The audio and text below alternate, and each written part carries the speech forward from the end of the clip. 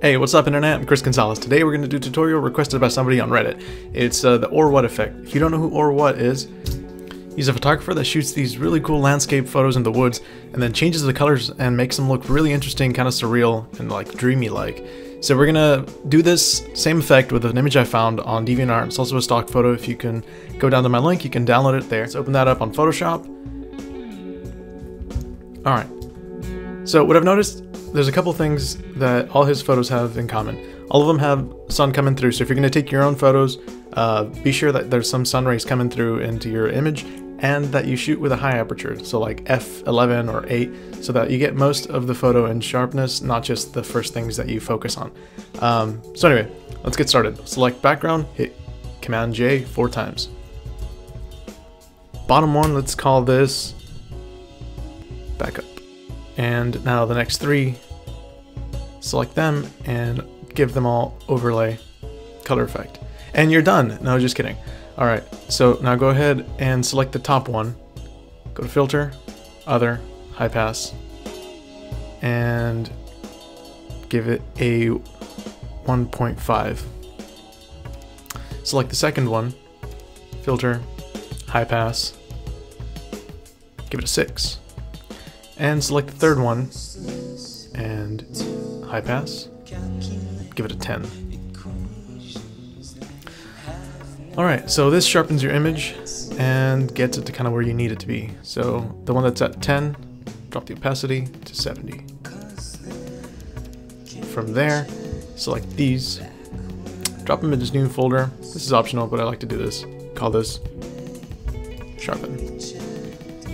Now, create a new folder and call this one Adjustments, and create a new layer, new adjustment layer, Curves.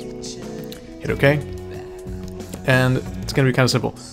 We're going to darken the shadows and darken some of the highlights. So I'm going to drop this and this and this, and bring this one up a little bit.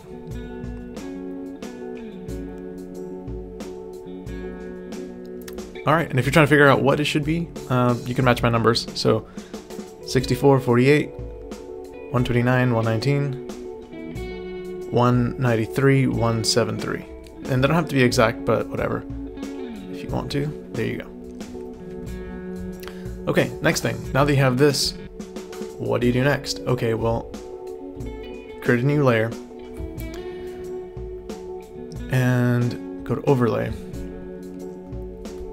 Select your brush and go to the color select. And in your color select, instead of doing point sample, do 3x3 average. This makes it easier to pick one color at a time. So now let's pick one of the teal colors in here. Open up your color choose tool and bring it up kind of in the middle at the very top. Now set your opacity to 100, flow to, I don't know, something low like 13, and set your brush to something soft and not sharp, like not pointy at the end. So one of these. And you're going to color in the sky wherever it's kind of blue right now. And this is going to give you the first part of the effect. Now obviously you're not going to leave it this bright and not this blue. And you want to kind of not to paint over the main trees in the front. So anything that's kind of dark right now and not really orange is where you want to color. I'm going to give it the color that the image needs, only where it really needs. Alright, now that that's done, drop the opacity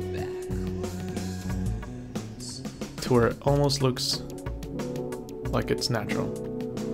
So I think 45 looks good. Alright, now create a new one, do the same thing to it.